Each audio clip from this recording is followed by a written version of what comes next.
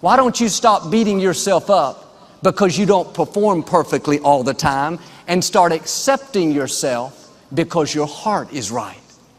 When you live guilty and condemned, feeling wrong on the inside, it only makes you do worse. It takes a mature attitude to say, I am happy with who I am, even though I'm not where I want to be. I still got these issues. I still struggle in some areas, but I know I'm growing. I know I'm improving. My heart is turned toward God, so I'm not going to beat myself up. I'm going to enjoy where I am while I'm in the process of being changed. Every morning when you get up, no matter how many mistakes you've made, no matter how many weaknesses you have to put on the breastplate of God's approval. God, I want to thank you that you approve me. You accept me. You are proud of me. See, the breastplate covers your heart. It has to do with how you think about yourself. My Heavenly Father created the whole universe. And you know what? He's crazy about me. I'm the apple of His eye. I'm His most prized possession. And yes, I may still have some issues, but I'm on the potter's wheel. I'm growing, I'm improving. God is still working on me. Years ago, my father went to a high school football game with a good friend of ours. His son played on the defensive side, so normally he never got to touch the ball. But during this game, there was a short punt, and his son caught the ball. And this father, right up there next to my dad, his eyes got so big. He was so proud. His son took a half a step this way, a half a step that way, and then got clobbered by about 10 guys. I mean, he did not move 1 inch forward. He was annihilated. My dad was kind of feeling sorry for this father because his son had just got wiped out. About that time, he turned to my father and said, "Hey, Pastor, did you see those 2 good moves?"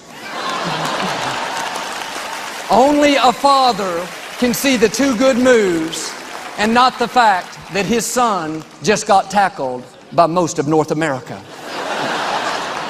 That's the way our Heavenly Father is. He's not looking at the times you got knocked down, the times you failed, the times you didn't measure up. He's looking at your 2 good moves. Friends, God is pleased with you. He is not disappointed in where you are. He is not shaking His head thinking, when are they ever going to grow up? You are right on schedule. He has you on His potter's wheel. He's making you and molding you. Now do your part. Stay positive toward yourself. Keep your heart turned toward God. He's going to show Himself strong in your life. When Jonathan was a little boy, I had this black sports car that I took very good care of. I would wash it by hand once or twice a week and polish it, make sure that it was perfect. And I kept all my towels and sponges and polish in a bucket at the front of the garage. And one day I had just spent 2 hours cleaning the car, and I had buffed the paint. It looked like glass. I could see my reflection in it, and I was so proud of it.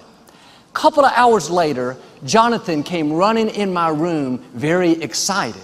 He was 4 years old. He'd been in the backyard with Victoria while she worked on another project. He said, "Daddy, Daddy, I just washed your car for you." My heart sunk. I thought, surely he did not touch that car that I had spotless. He said, "I found your towels and your sponges. Do you want to come see it?" I thought, not really. I'm already depressed, but I went and looked at it. He had taken my old dirty towels and gone all over that car. It looked terrible. But I didn't say anything to him about it. I didn't chew him out and say, "Jonathan, can't you see the car was clean? You made it look worse." I knew his heart was right. So I just got the hose out, cleaned up the mess, didn't say a word to him about it.